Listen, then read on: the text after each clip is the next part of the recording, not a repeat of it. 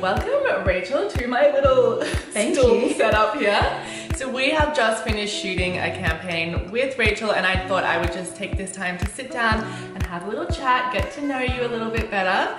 And I love that I just said, go and pick out your favorite thing that we shot in today, and we had so many pretty dresses and so many great jumpsuits, and you've chosen a cool pair of pants. I do, I'm such a pant girl. Are you? I am. Yeah? Gorgeous. Thank you.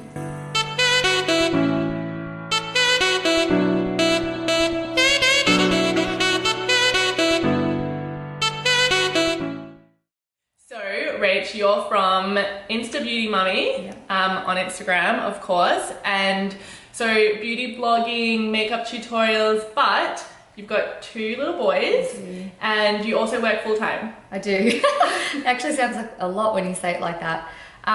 Yeah, I do. I somehow managed to fit it all in. Yes. But I do love everything that I do. I mean, the boys come first, definitely. And yeah, I think the blog is my creative outlet. I think I'm surrounded by numbers all day.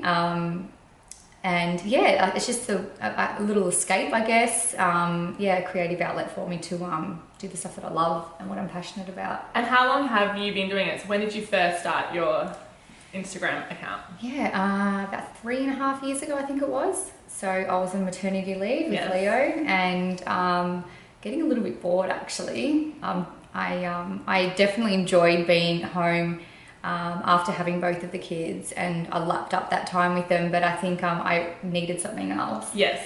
And I don't know, I thought like I could help other mums, you know, with the whole quick 5-minute makeup, you know, to get out the door, and little, you know, tips and tricks for other mums, and it sort of just, yeah, started from there. Amazing.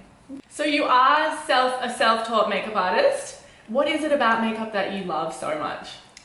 I don't know, I've always had an interest in makeup. I think since being little, I used to watch my mum do her makeup. I used to watch my older sister do her makeup when she was, you know, getting ready to go out with her friends, and I don't know, I was just naturally drawn to it. I haven't ever really been artistic in the general sense growing up, but makeup has been that creative side for me. Yeah. Okay, so tell us, what are the 5 makeup products that we need as mums, busy mums? Okay, there's quite a few, but if I narrow it down to 5, I've actually got them here. Oh, a little show and tell. Yes. So let's start with, this is probably what I'd say would be the most important. So I feel like if you look after your skin as much as possible, prevention is better than cure, yeah? So looking after your skin, but I also feel like this is so good to prep and prime your skin for a really flawless makeup application. So I definitely recommend a good vitamin C serum. And I swear by this, I put it on every single day and my skin feels amazing. So definitely vitamin C. Yes. So good for like brightening and looking really fresh, isn't it? And evening out skin tone as well, so it's amazing. Definitely vitamin C. All right. This one, a lot of mums would have. Yes, so it's actually nipple ointment, for breastfeeding. And I've had this obviously since, gosh, for years, and it lasts for a really long time. And I use this on my lips.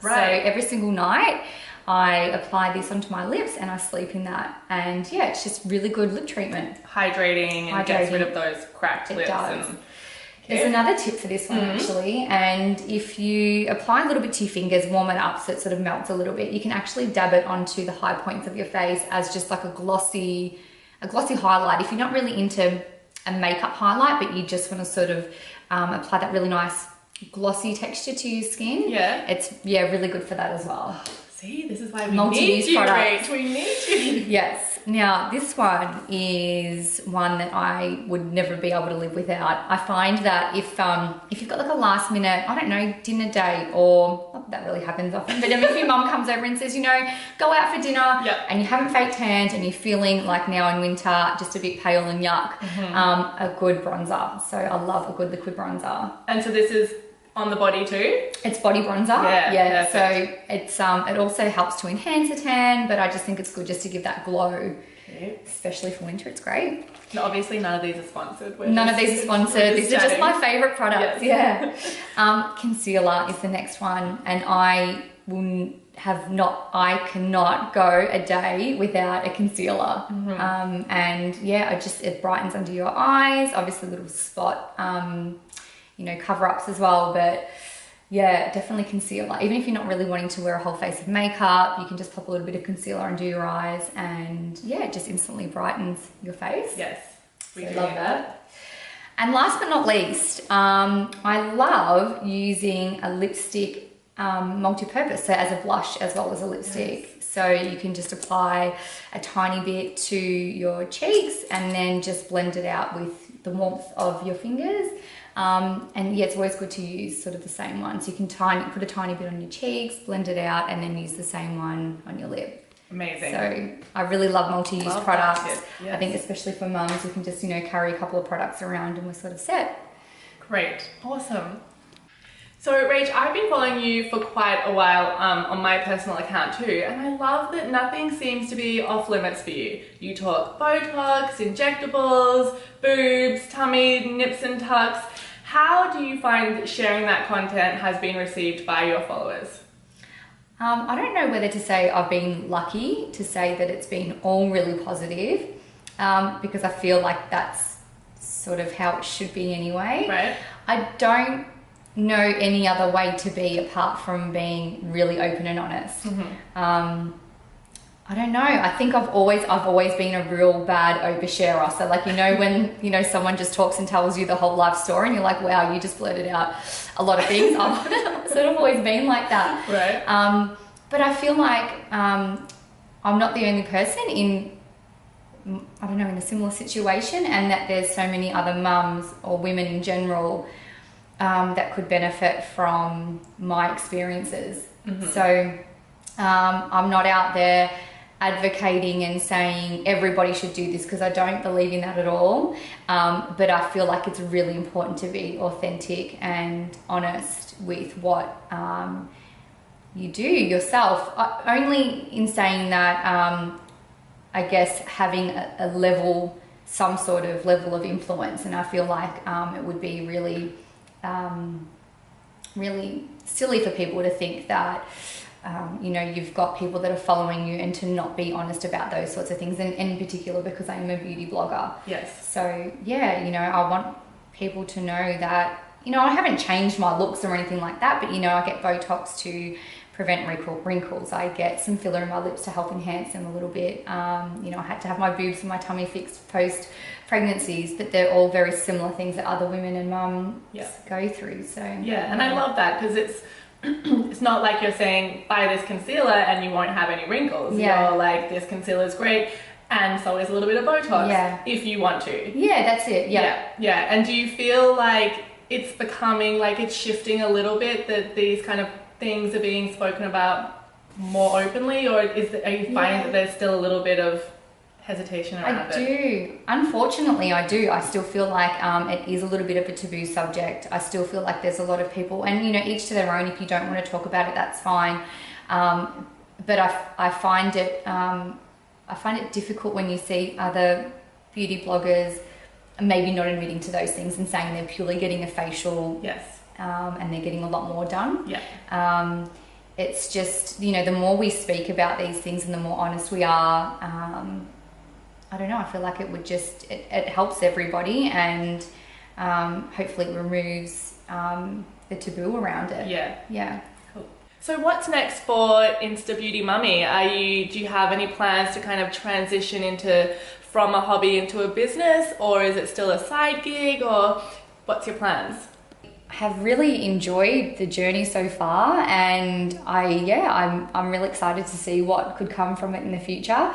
It would be amazing if I could do this full time, but I still do have a job that I do enjoy. But yeah, I don't know. I still love it as much as I did at the start. It's just it's getting better and better each day, and more opportunities and things like that, which I'm loving. And more than anything, I actually love connecting with my followers and creating content that, all of you guys like. And so do you have any tips for any women out there who want to start a beauty blog or an Instagram blog, any tips for them? Yeah, just whatever it is that you really love and that you're passionate about, it's definitely going to come through. I don't know, tips for a beauty blogger, maybe lighting is your best friend, so just try and maybe get, you know, images that have got really good natural lighting. But I think first and foremost, whatever you're sort of wanting to blog about and whatever you're creating content for, if it's something that you love and you're passionate about, yeah, you'll be able to see that in the images. So yeah. But that quality photography is so important, isn't it? It really is. Gosh, if you could go back and look from the start of my Instagram account to now, it's definitely evolved, but I think that just will naturally happen. And you've got to start somewhere, and you're just going to sort of play around and see what works well for you. But yeah, just keep at it. Yeah. Oh my gosh, it's been so much fun doing our first little video interview series with you. I'm just going to finish off with 5 quick this or that questions. Okay, coffee or tea? Coffee. Beach or city? Beach. Red or white wine? White. Home cooked or takeaway? Takeaway. Bold lip or smoky eye? Bold lip. Easy.